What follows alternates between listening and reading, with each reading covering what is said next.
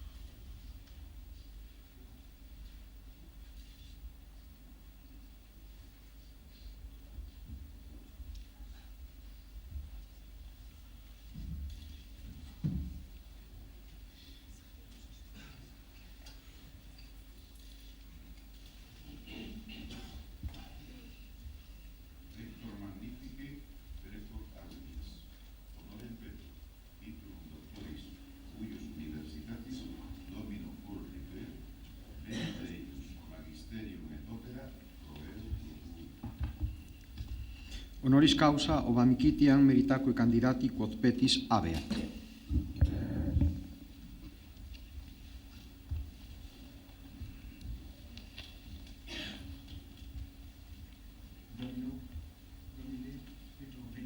Do veniam.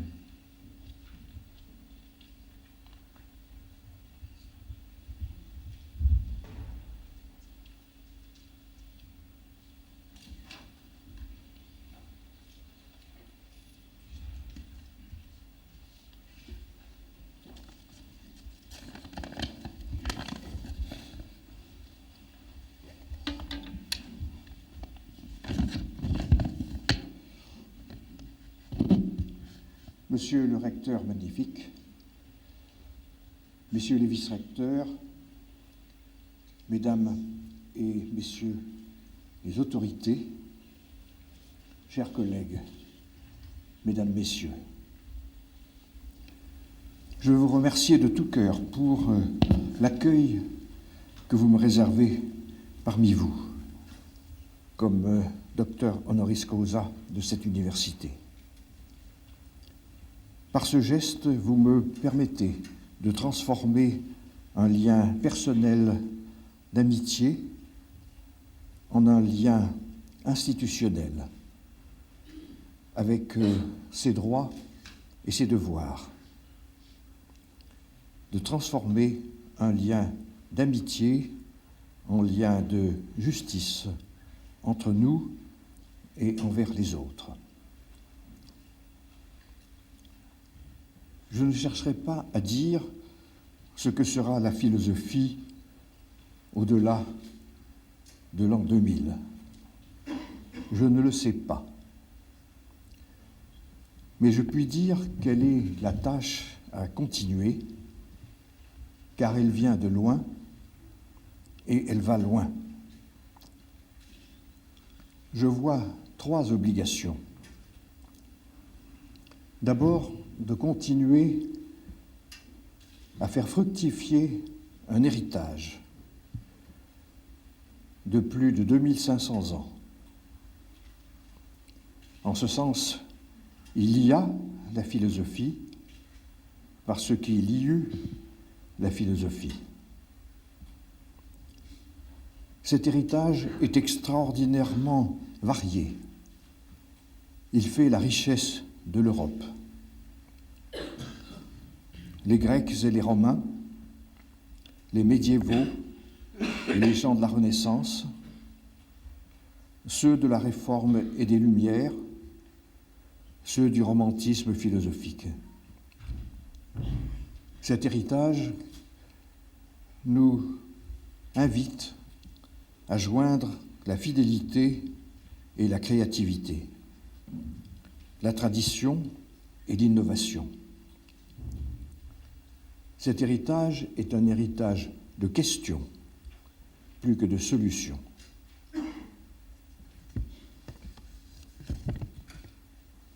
Deuxième obligation. La philosophie ne survivra qu'à la faveur de son dialogue avec les sciences, avec toutes les sciences, des mathématiques aux sciences cognitives, juridiques, politiques. Car derrière nous, tous les grands philosophes eurent en vis-à-vis des hommes de science. Platon et la géométrie, Descartes et l'algèbre et l'homme et le monde, Kant et Newton et le droit, Hegel, toutes les manifestations de l'esprit. Et c'est et ce sera la tâche des philosophes d'exceller dans l'une ou l'autre de ces disciplines afin d'être reconnus et accueillis par les autres. Sinon, les philosophes restant face à eux-mêmes seront rongés par le doute de savoir si la philosophie est morte, menacés par la destruction et la déconstruction. Ils ne sauraient plus reconstruire. Enfin, troisièmement, les philosophes continueront d'être obligés à un travail interdisciplinaire. Je pense que nous assistons à la fin du discours encyclopédique, à la fin du philosophe public, du philosophe tribun, ce que furent en France Diderot, Voltaire et le dernier parmi nous, Jean-Paul Sartre. Nos obligations seront plus modestes, d'être accueillis dans des groupes de travail pour y apporter la clarté conceptuelle, l'art d'argumenter, invitant nos collègues à énoncer leurs meilleurs arguments. Enfin, ils auront la charge de respecter dans ces groupes de travail l'éthique de la discussion, où le but sera moins de chercher le consensus, mais de discerner les désaccords raisonnables. J'ai eu la chance, pour ma part, d'être accueilli de cette façon, au-delà de mes années de retraite, par des historiens, par des juristes magistrats, par des médecins, pour explorer avec eux le raisonnement probable dans des situations d'incertitude et de conflit où il faut pourtant prendre décision. Par là, la philosophie ne sort pas de la cité avec la prétention de savoir. Son offre répond à une demande réelle dans un temps d'incertitude et de conflit. Monsieur le recteur, je vous remercie de m'avoir donné l'occasion de dire ma confiance dans une discipline, dans ma discipline, qui est en même temps ma confiance dans celle de tous mes autres collègues, et plus que tout, dans l'université, cette institution dans laquelle je me plais à dire que j'ai été personnellement heureux comme enseignant et comme chercheur.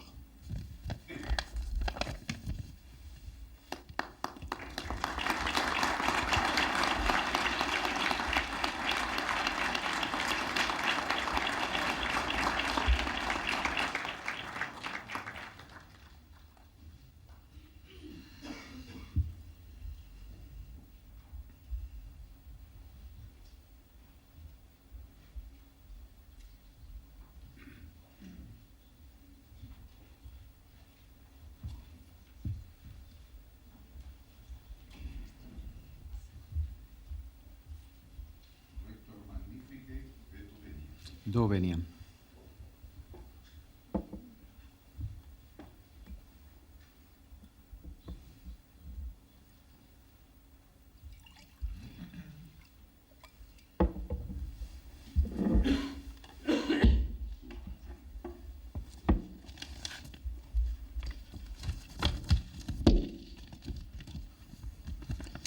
Excelentísimo señor rector, excelentísimas autoridades académicas y civiles, profesores y alumnos, señoras y señores.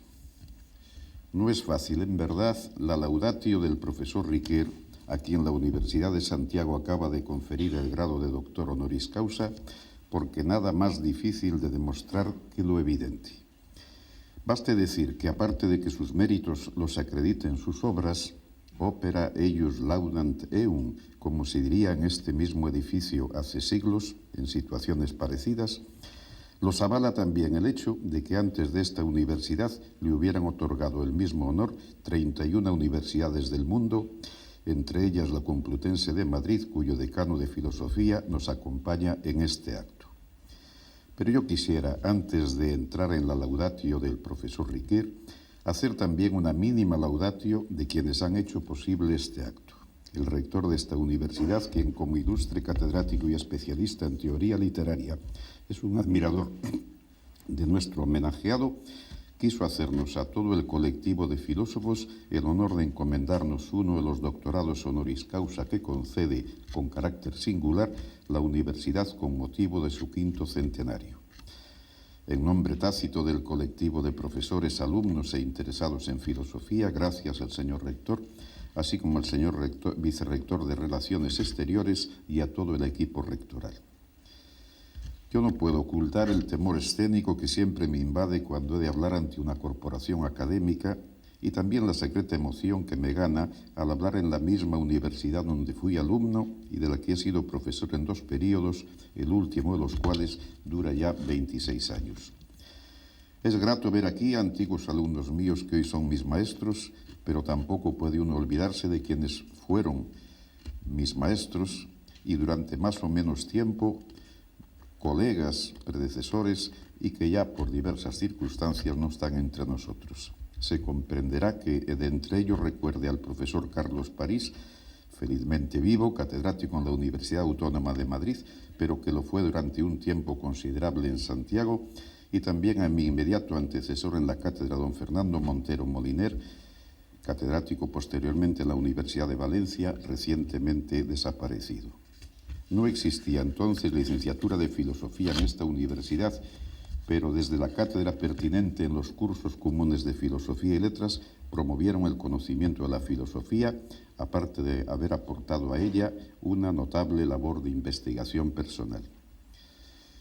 Se perdonará a quien ya tiene detrás de sí 37 años de actividad como profesor universitario en varias universidades y que en consecuencia ve ya cercano el término de la vida académica, que aproveche la ocasión para reflexionar en alta voz durante unos instantes sobre el sentido mismo de actos como este.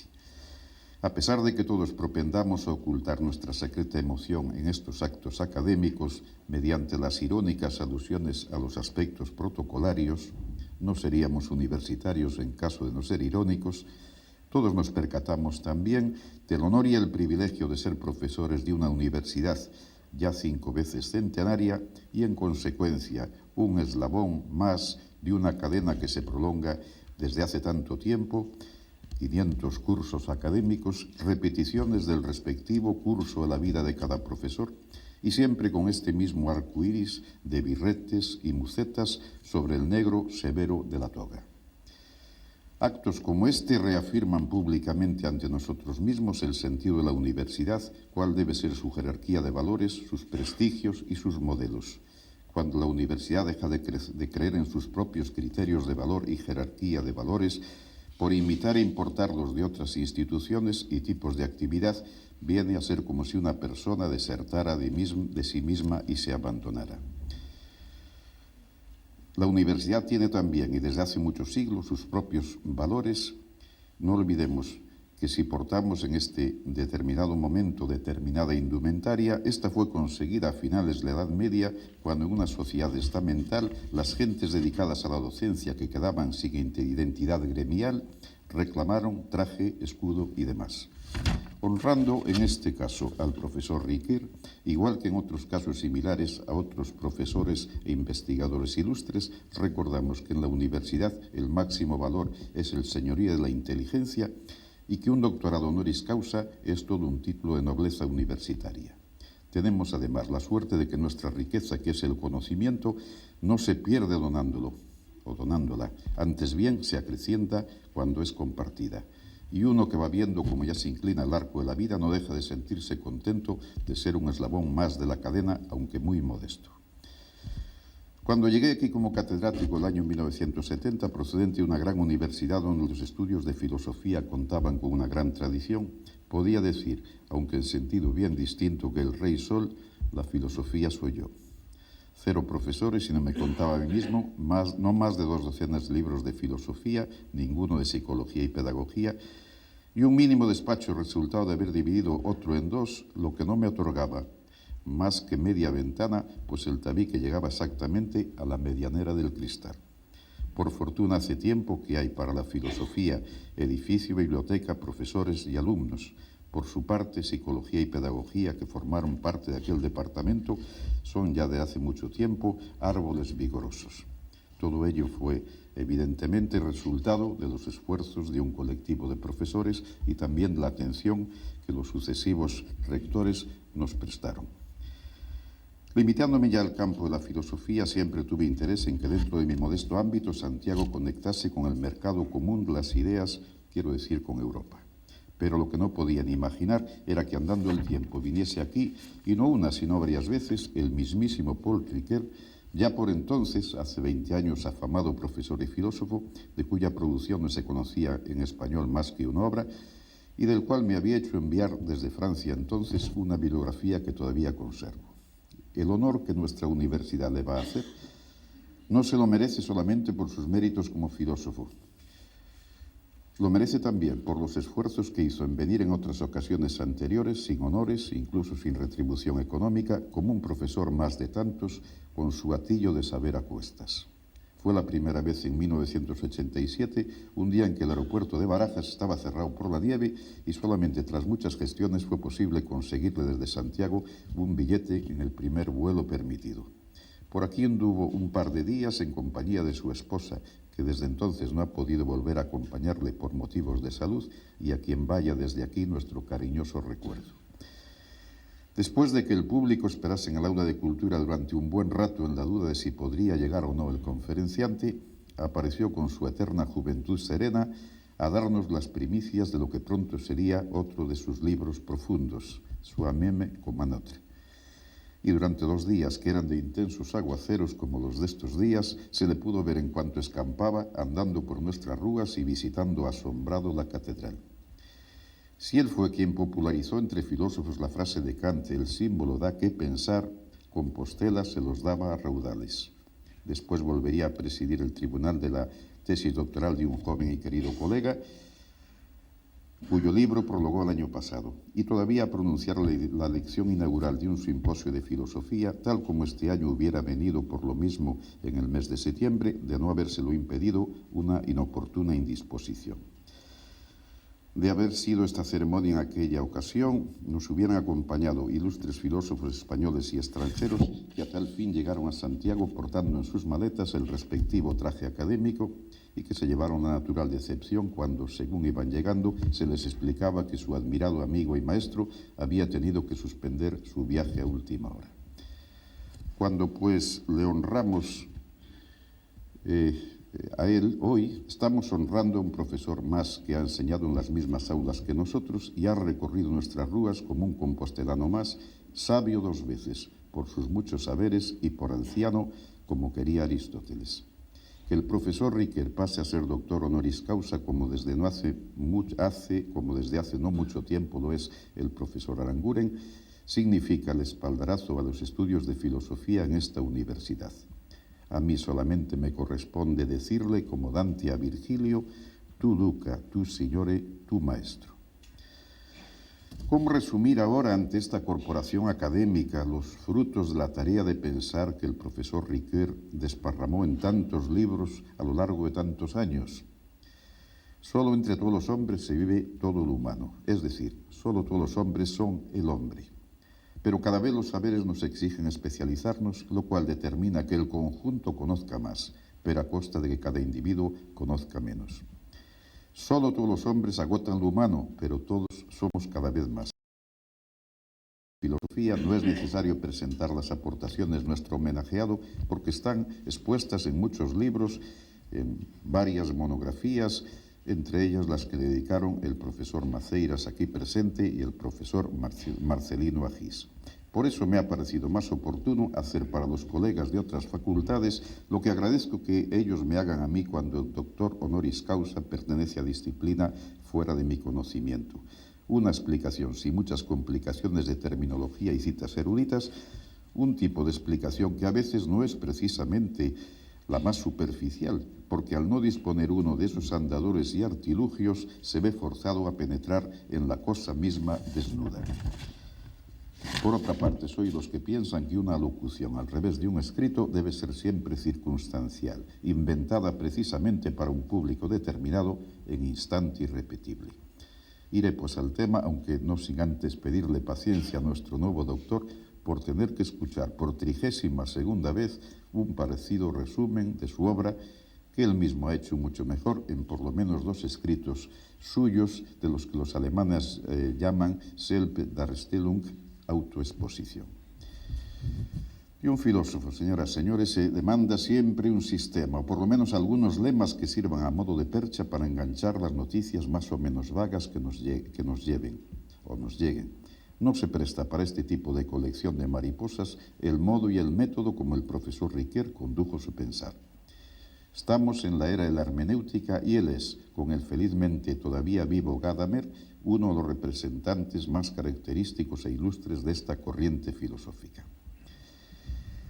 Decir hermenéutica es como decir un discurso que en lugar de debatir la verdad mayor o menor de las proposiciones de un escrito, construye otro discurso interpretativo, lo cual implica que quien escriba acerca del discurso de un hermeneuta ha de construir el mismo otro discurso en segunda potencia, y así sucesivamente, como esos moluscos que se arraciman unos sobre otros hasta formar una piña o colonia nunca terminada.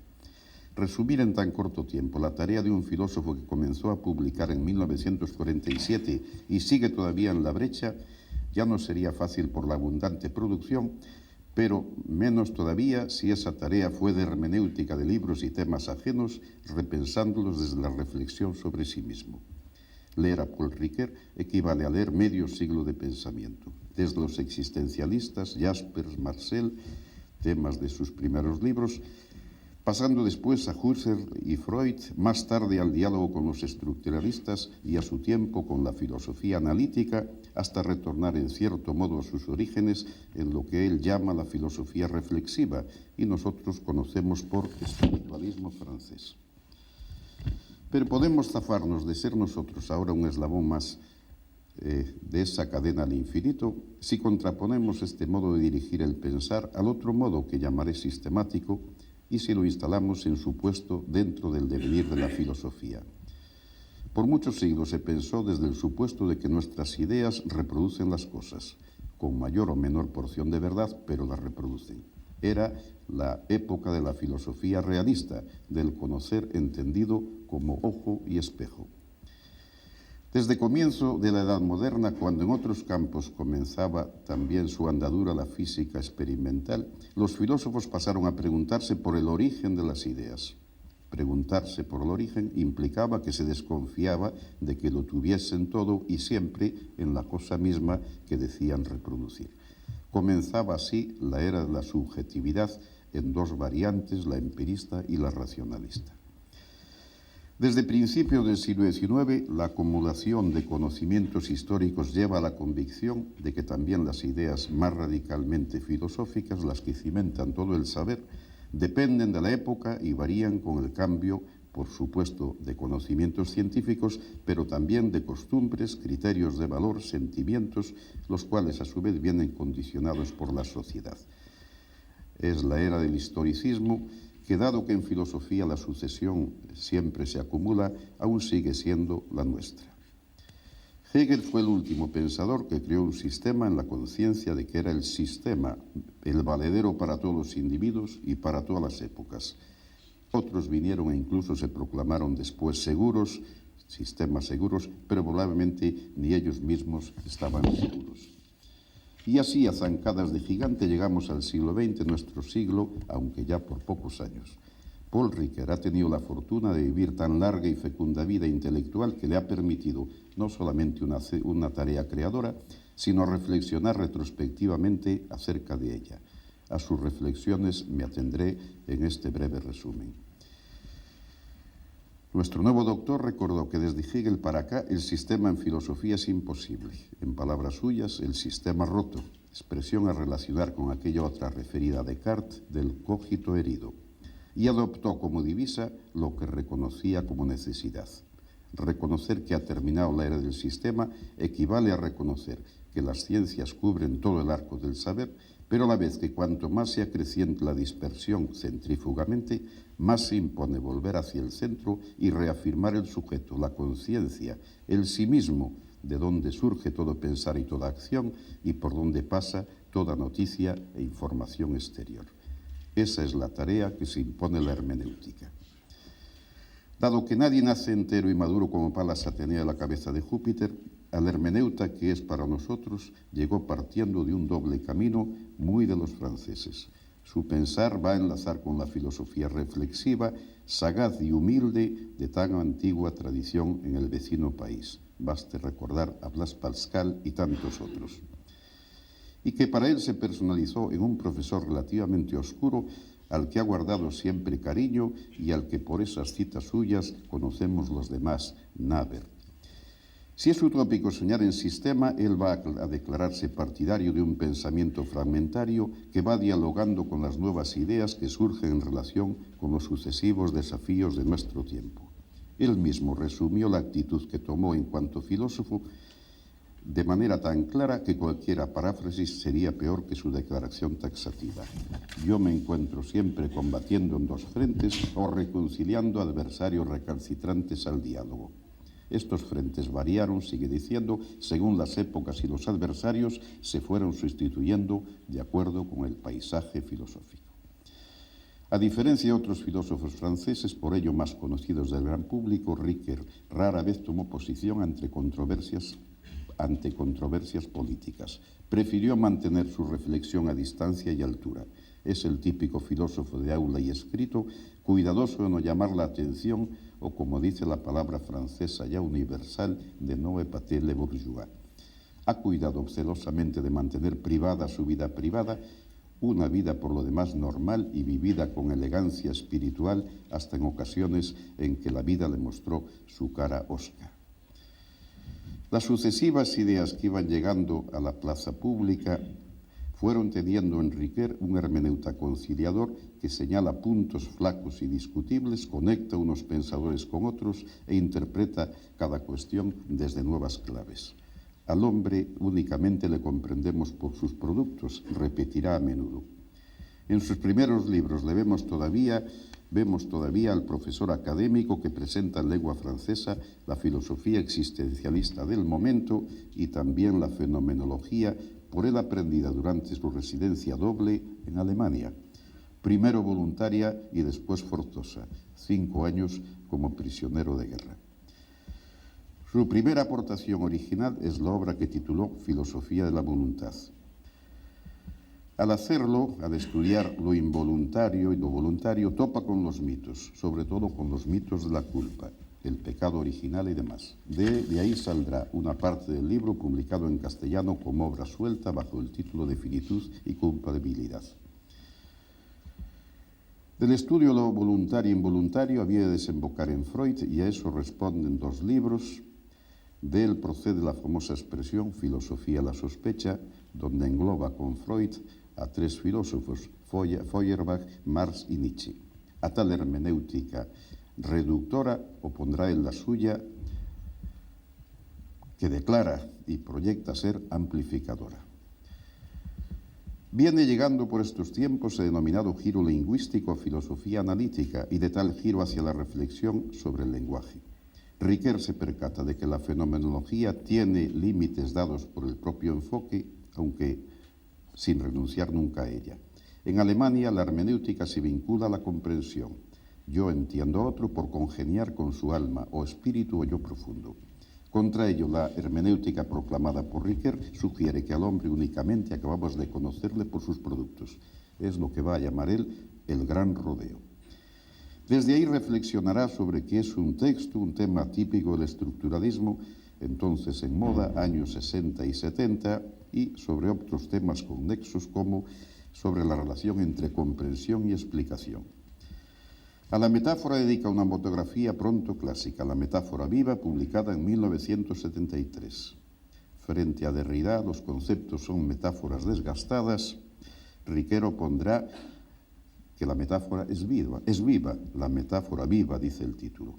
La metafísica se viene haciendo con conceptos igual que las ciencias. Cómo se conectan con las metáforas presentes en el lenguaje cotidiano, pero también en el lenguaje filosófico y, por supuesto, en el lenguaje de los mitos, sugerirá que el pensar metafórico tenga vida, tenga una emergencia o dinamicidad interna. Me voy acercando al final de este rápido y, digamos, trucidador, dirían los latinos, resumen de su obra. Por penúltimo, el tema de tiempo y relato. De la teoría literaria, el punto que va a interesarle será la trama o, como él dice, la puesta en intriga. En otras palabras, a él le interesa la creatividad regulada, que eso es la trama, una historia que crea una estructura de sentido, lo que llamamos narratividad. ¿Quién es? Va a ser la pregunta. El paso del tiempo, soy el mismo y, sin embargo, no soy lo mismo. Es uno responsable de cuánto hizo, etcétera, etcétera. A esas y otras preguntas va dedicado el libro titulado Soi-même comme un autre. Y en sus reflexiones de estos mismos días en Santiago le hemos visto, repito, reflexionando en público acerca del problema de la imputabilidad y la responsabilidad. Traditore, dicen los italianos. Soy el primero en reconocer que tan breve resumen de una tan larga y amplia producción había de traicionar. Imposible recoger tanta sutil y menuda reflexión sobre puntos concretos, tantas observaciones sagaces sobre ideas ajenas, tanta erudición que desde Platón a Aristóteles incluye hasta los libros más recientes procedentes de cualquier ámbito. incluso la política, la moral, la religión y el derecho. Las ciencias se han autonomizado y generalmente han de dirigirse a la praxis, pero al filósofo le cabe y compete seguir reflexionando sobre los cimientos teóricos. No hay tiempo, pero la verdad es que tampoco hubiera yo tenido mucho más éxito en resumir las ideas de Paul Ricoeur, aun si dispusiera de mucho más tiempo. El pensamiento de Ricoeur desborda siempre de cualquier cauce, por amplia que sea la cabida de éste. Y el cauce que me dan marcada la duración del acto y vuestra paciencia, señoras y señores, era corto y me temo haberlo superado con creces, por lo que pido disculpas. Me gusta pensar que, en definitiva, el ilustre filósofo es uno más en las ya varias veces centenaria comitiva de los franceses que peregrinaron a Santiago. En el barrio latino, no lejos de la Sorbona, donde él fue profesor, estaba y está la iglesia de Santiago, punto de encuentro para los peregrinos, donde los que se quedaban les despedían a los que venían con el clásico Priez pour nous, que dio título a un bello libro de memorias escrito por dos estudiantes que al terminar el Mayo francés se preguntaron: ¿y ahora qué hacer? Pues peregrinar a Santiago, naturalmente. ¿Acaso porque necesitasen de algún perdón por alguna falcatruada académica cometida en aquellos azarosos días de gritos, carreras, pintadas y sentadas?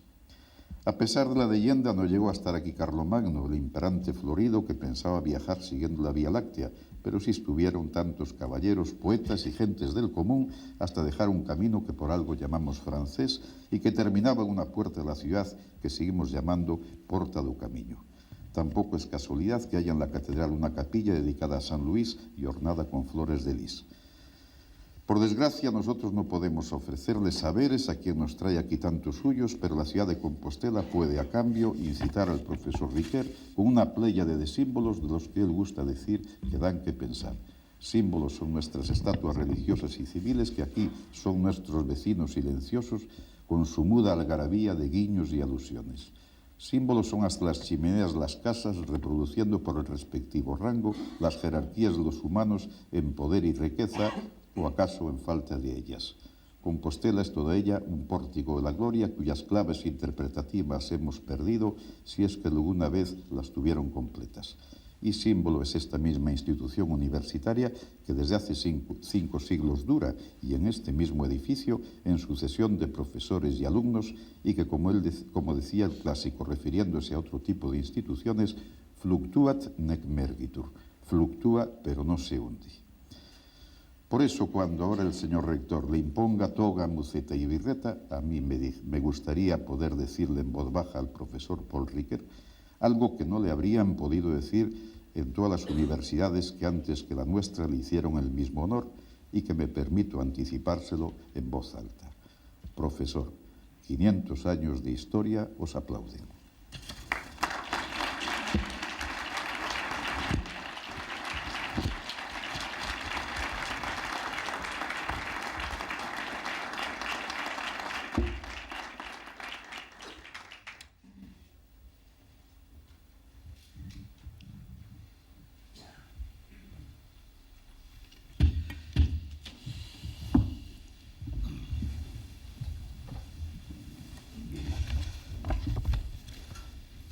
Auctoritate igitur mi conquessa legibus regni tibi domino Paul Ricoeur confero gradum doctoris honoris causa in filosofia et commito praeclaro domino Carlos Amable Baliñas patrono tuo ut te insignibus doctoralibus decoret.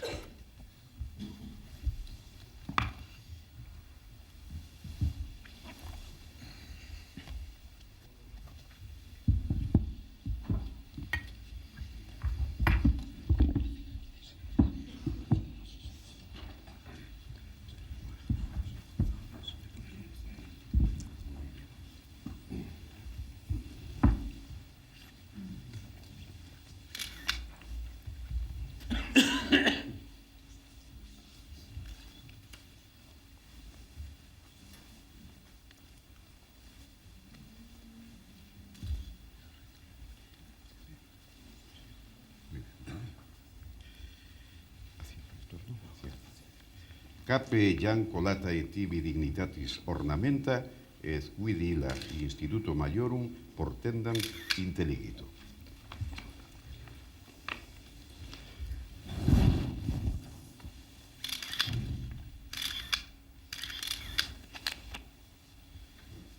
Pileosic liberalis tibi sit velut laureum coronamentum quodonavantur post certamen victoris.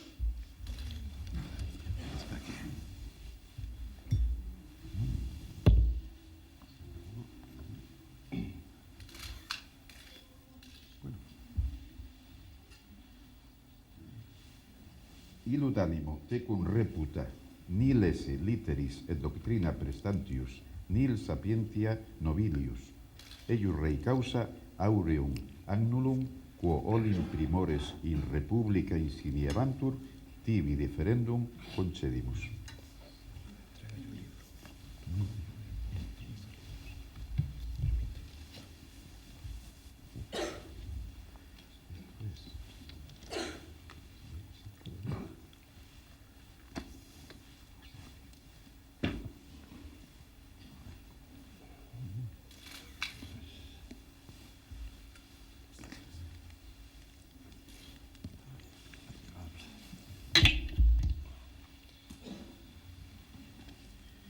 Librum ad facultatis nostrae studia pertinentem clausum et reseratum concedimus eunque similesque exedito schola e loco explicandi interpretanduique tibi jus esse scito.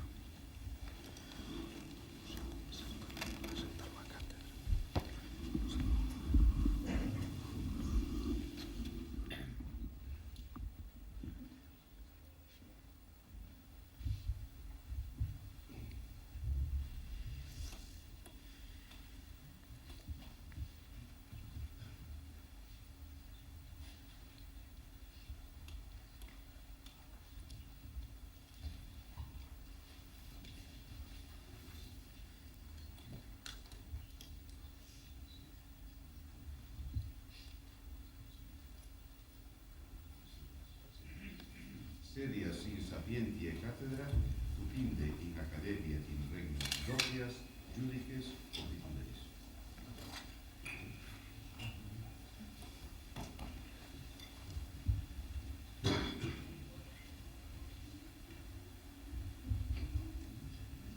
Quanto per de adepta dignitate, totius academici poetus nomine gratulem, hic noster tibi destetur convensus.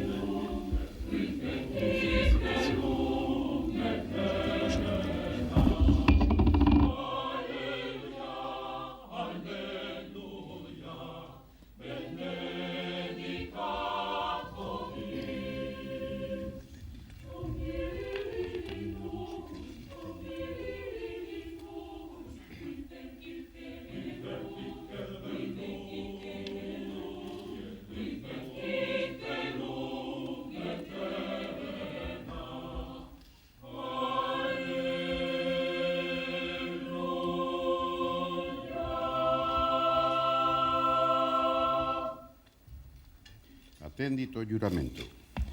Iuras ad implere quae secuntur, semper ubicunque fueris, iura privilegia et honorem uius universitatis eiusque doctorem conservare, favorem et prudentem consilium praestare quod insfuere requisitus, et eam eiusque doctores ab omni calumnia verbo et opere defendere.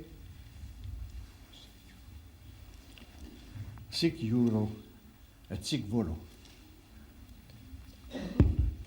Egregie vir, Domine Paul Ricoeur, te admito et incorporo in collegium doctorum universitatis Compostelae cum omnibus honoribus libertatibus exemptionibus et privilegiis quibus gaudent et possum gaudere ali similis doctores in Compostelano studio et ubicumque terrarum in orbe, et titulus uius admissionis et incorporationis tibi confero.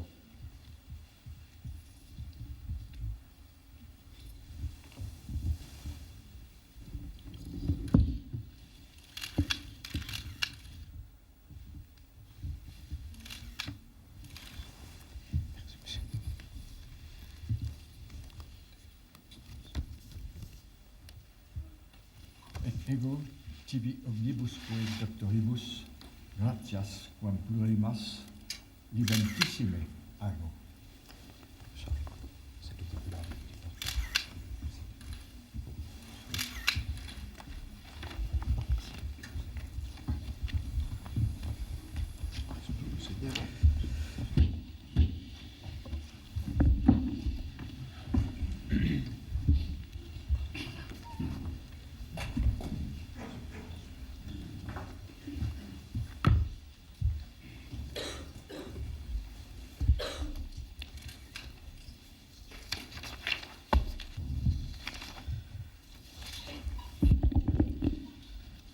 Excelentísimo señor Conselleiro de Educación e Ordenación Universitaria, excelentísimo señor Conselleiro de Sanidade e Servicios Sociais, excelentísimo señor Presidente do Consello Social, excelentísimo señor Fiscal do Tribunal Superior de Xustiza de Galicia, excelentísimos e ilustrísimos señores, señoras e señores. Hoxe será un día sinalado con pedra blanca nos anais da nosa universidade por incluir entre os seus doutores o filósofo Paul Ricoeur, que xa leva recibido numerosas distincións como a esta, dende que en 1960 o fixero a Universidade Suíza de Basilea, unha das cidades de Calvino na que así mesmo acadou a cubillo para descansar eternamente Erasmo de Rotterdam no 1536, 2 anos máis tarde do pasamento do seu fiel corresponsal Alonso III de Fonseca e Acevedo, cofundador da Minerva Compostelana.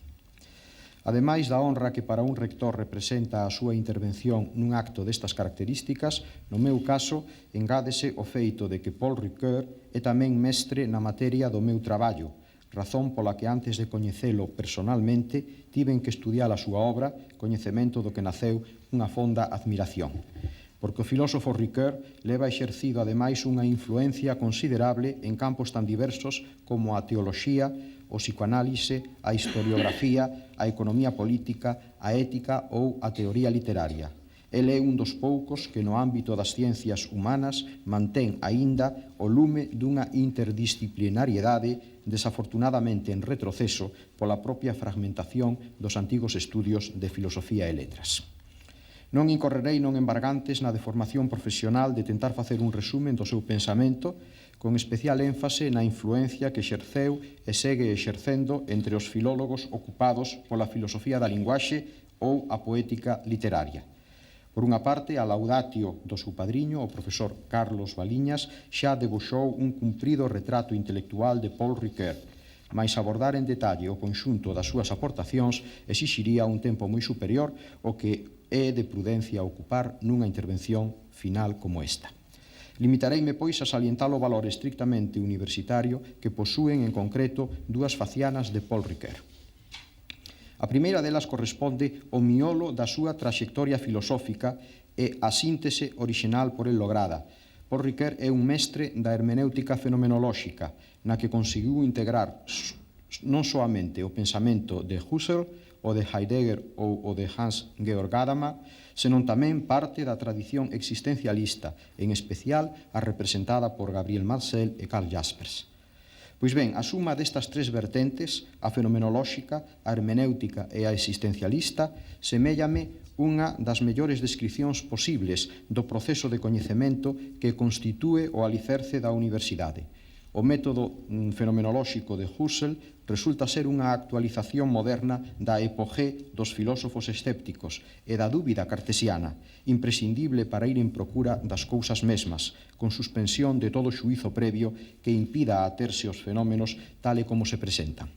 Pola súa parte, hermenéutica significa a interpretación dos fenómenos a través dos textos, mais como o coñecemento absoluto é unha ilusión, o conflicto das interpretacións, título dunha importante obra de Ricoeur publicada en 1969, é inevitable, é necesario.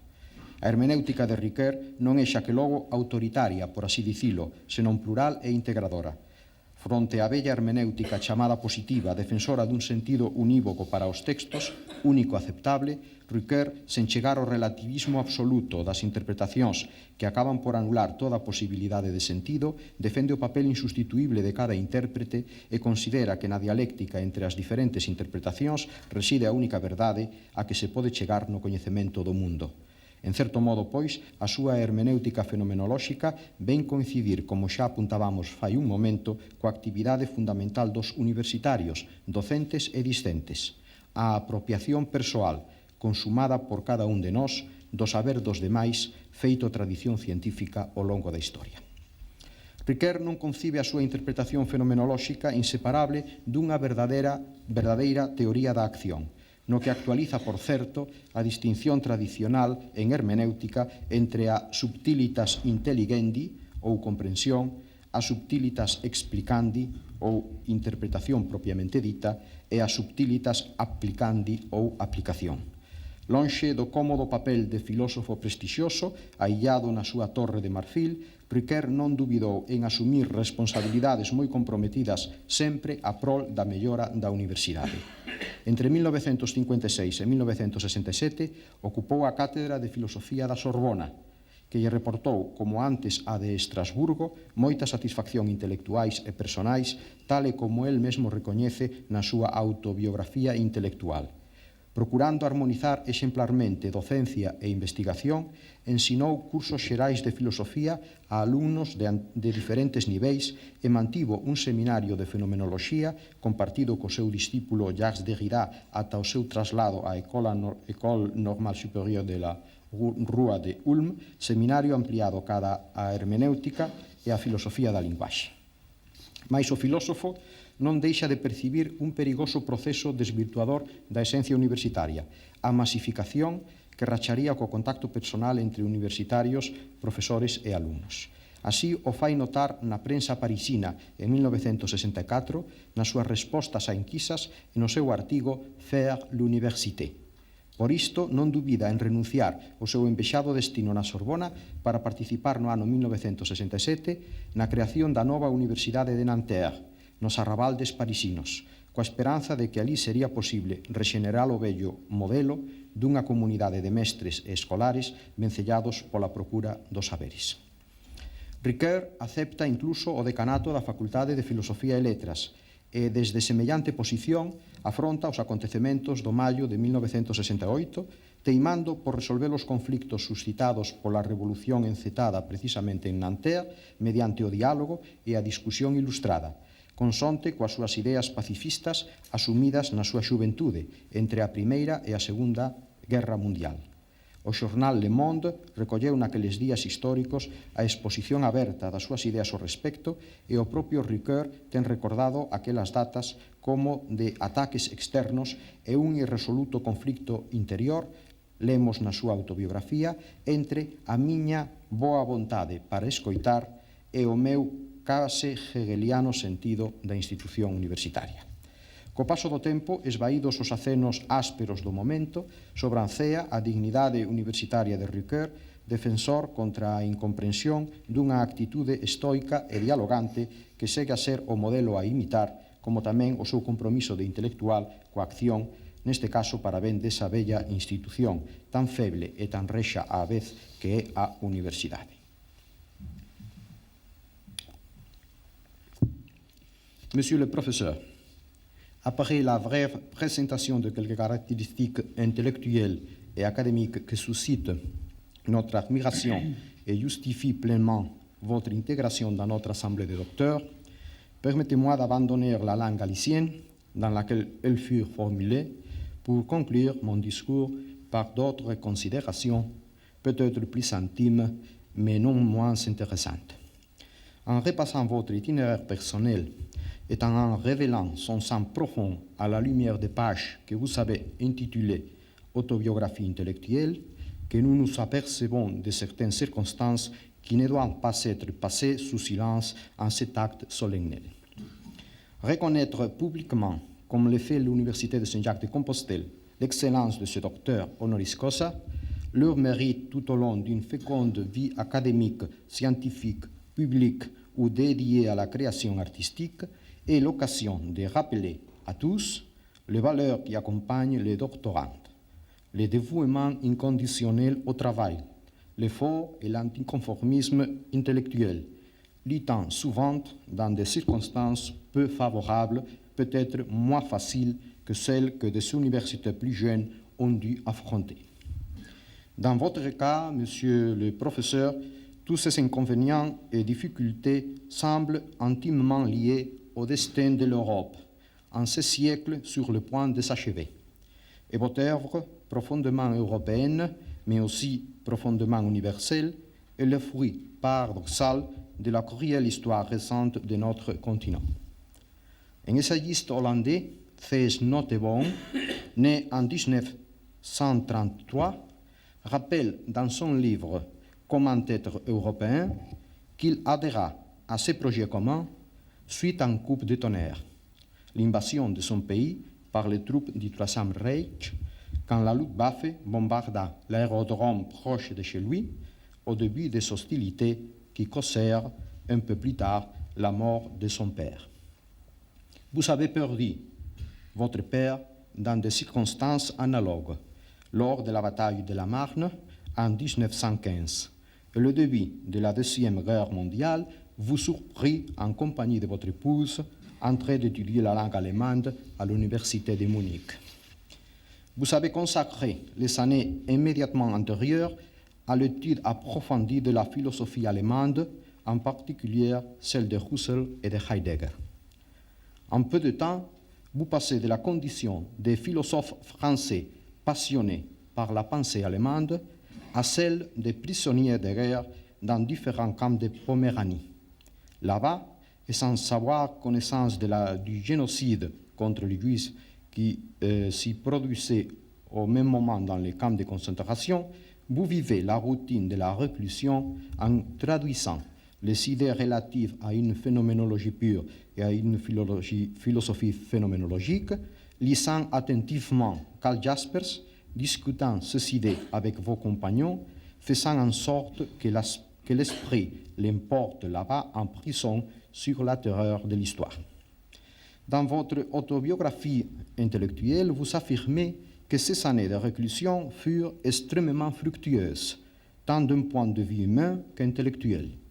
En effet, elles furent la base de nombreux ouvrages postérieurs, dont les livres intitulés « Le mal, un défi à la philosophie et à la théologie » publiés en 1986.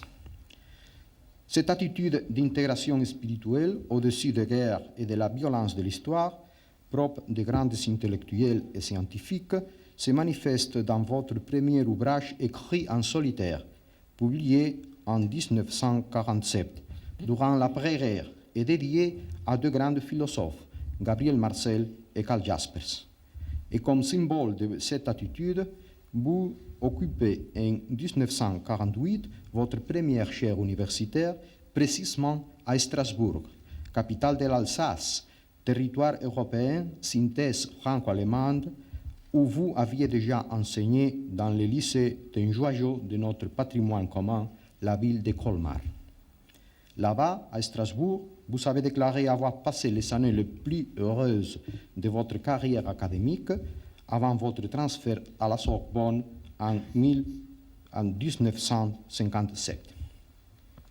Votre condition de philosophe profondément européen est mise en évidence par les distinctions que vous avez obtenues. Le prix Hegel en 1985, le prix Nietzsche en 1987, le prix Dante 1988, le prix Karl Jaspers 1989 et le prix Károlyi reçu à Prague en 1993 en souvenir de Charles IV. Cet engagement est accompagné d'un enseignement fécond, exercé dans de différentes universités de l'Amérique du Nord, comme les universités canadiennes de Montréal et de Toronto, ainsi que celles de Yale, New York et Chicago, où entre 1967 et 1990, vous avez occupé la chaire laissée vacante par la mort de Paul Tillich. Vous étiez alors porte-parole de cette civilisation commune qui malheureusement est l'objet dernièrement de dures attaques aux États-Unis en vertu d'un multiculturalisme mal compris, contraire à ce que certains appellent l'eurocentrisme, comme le dénonce Harold Bloom dans son ouvrage polémique The Western Canon. En plus de raisons purement académiques et de votre présence parmi nous tout au long des 9 dernières années, votre rendez-vous doctoral avec Saint-Jacques était obligé en tant que grand nom de la philosophie contemporaine. Rendez-vous qui se produit lors d'une année particulièrement significative pour notre alma mater, célébrant son 5e centenaire et durant laquelle nous affirmons le caractère européen de notre université, située dans une ville qui est le bout d'un chemin qui, depuis le Moyen Âge, a préfiguré l'Europe, ainsi que nous mettons en évidence sa projection américaine due aux caractéristiques géographiques du Finistère, à l'histoire du peuple galicien et à sa vocation de solidarité. Bienvenue donc, Monsieur le Professeur, dans notre assemblée de docteurs, et merci pour votre enseignement et votre exemple humain et intellectuel.